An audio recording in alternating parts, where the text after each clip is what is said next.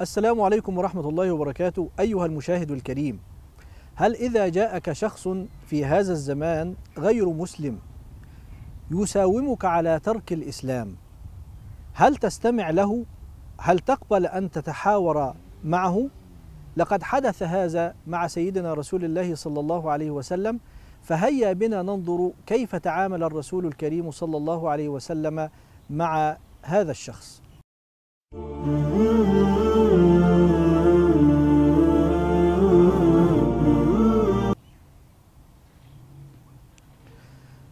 الحمد لله رب العالمين، والصلاة والسلام على أشرف المرسلين ورحمة الله للعالمين سيدنا محمد صلى الله عليه وعلى آله وأصحابه وسلم تسليما كثيرا. أما بعد، الاختلاف سنة إلهية.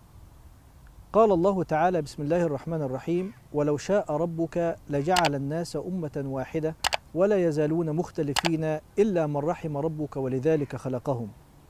والنبي الكريم صلى الله عليه وسلم هو أعلم الخلق بمراد الحق سبحانه وتعالى من خلقه، وهو الذي نزلت عليه هذه الآيات.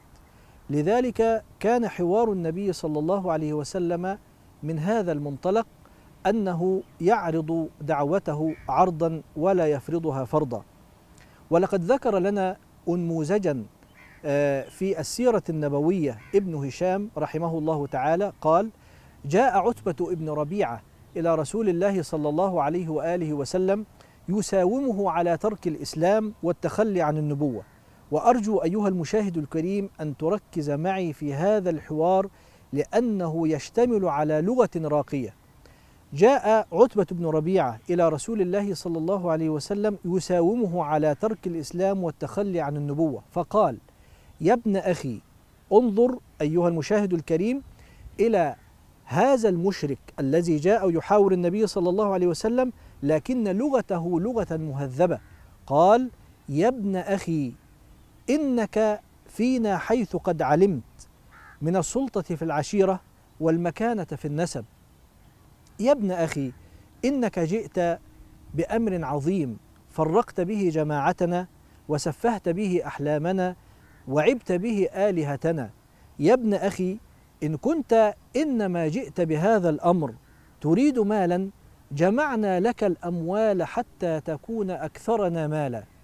وإن كنت إنما جئت بهذا الأمر تريد شرفا، سودناك علينا فلا نقطع أمرا دونك.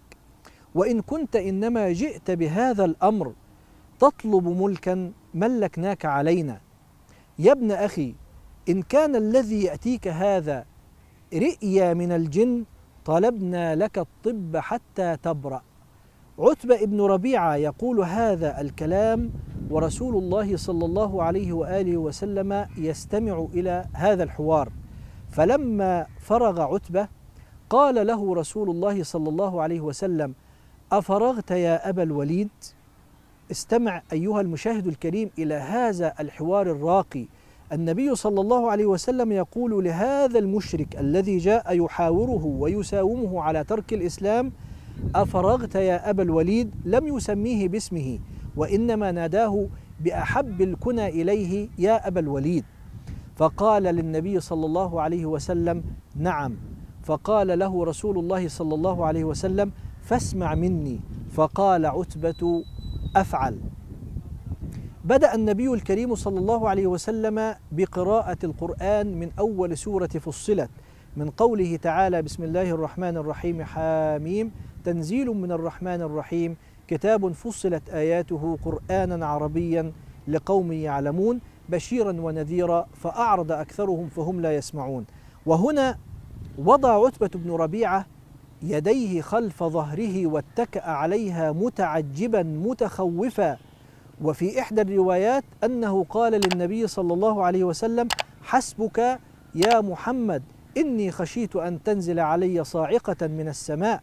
فالنبي الكريم صلى الله عليه وسلم أخذ يقرأ القرآن وعتبة يستمع ويتعجب. فلما فرغ رسول الله صلى الله عليه وسلم قال: قد سمعت يا أبا الوليد ما سمعت، فأنت وذاك. عتبة سمع هذا الحوار وقام من عند رسول الله صلى الله عليه وسلم وولى إلى قومه من مشركي مكة، فلما رأوه قادما قالوا والله لقد جاءكم عتبة بوجه غير الذي ذهب به. وهنا عندما ذهب عتبة بن ربيعة إلى قومه ووقف عندهم وعلى مجلسهم قالوا ما وراءك يا عتبة؟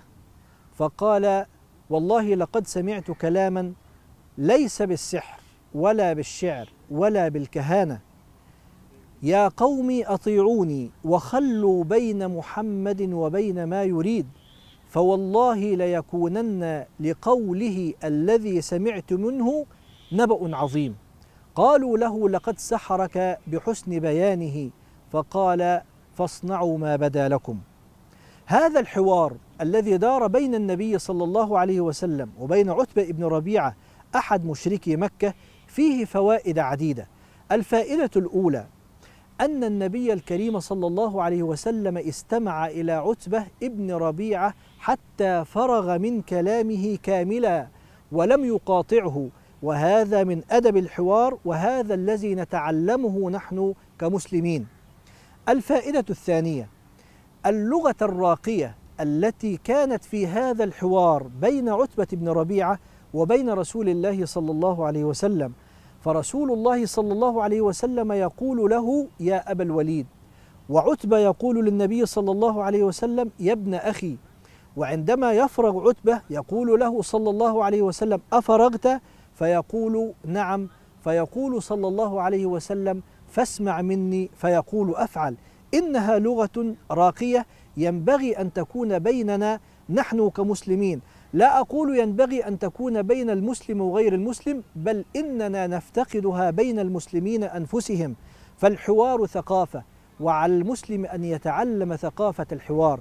الفائدة الثالثة من هذا الحوار النبوي الكريم أن النبي صلى الله عليه وسلم ركز جهده في صلب القضية التي جاء عتبة من أجلها.